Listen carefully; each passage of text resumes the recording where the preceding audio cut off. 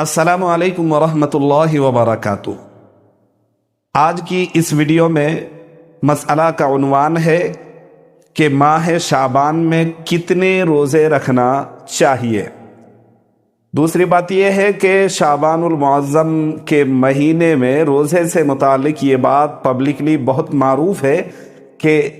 شعبان، خاص کر کے 15ویں شعبان میں ایک روزہ نہیں بلکہ اس کے ساتھ 2 اور روزے یا ایک اور روزہ ملا کر رکھنا چاہیے۔ تو اس کی کیا حقیقت ہے اور آیا اس مہینے میں کتنے روزے رکھنے چاہیے؟ تو جواباً عرض ہے کہ ماہ شعبان میں، شعبان المعظم کے مہینے میں، یعنی اس مہینے میں، یہ جو مہینہ چل رہا ہے اور آئندہ جو ہے نا آنے والے دنوں میں جو شب برأت ہے، تو اس سے ریلیٹڈ، اس مہینے سے ریلیٹڈ روزہ رکھنے کے سلسلے میں یہ بات اچھی طرح ذہن میں نشی کر لیں، نوٹ کر لیں کہ اس مہینے میں جناب رسالت مآب صلی اللہ علیہ وسلم سے کثرت سے روزہ رکھنا ثابت ہے۔ کوئی اگر پورے مہینے کا روزہ رکھنا چاہے تو کوئی حرج نہیں ہے، فی نفسی رکھ سکتے ہیں، لیکن علماء نے لکھا ہے کہ 15 تاریخ کے بعد روزہ نہ رکھیں تو افضل ہے۔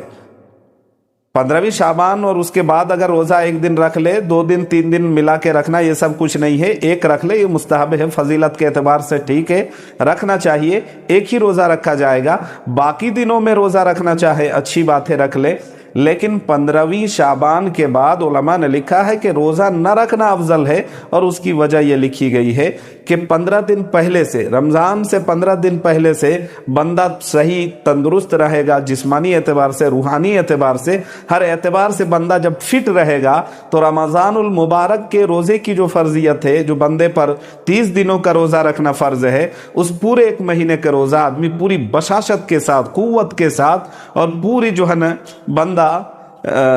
ضعف کی حالت میں نہیں بلکہ خوشدلی کے ساتھ رب العزت والجلال کے حکم کردہ رمضان المبارک کے روزے کو پوری بشاشت سے رکھے گا۔ اس لیے افضل یہ ہے کہ اس مہینے میں کثرت سے روزہ رکھنے کا آدیش ضرور ہے،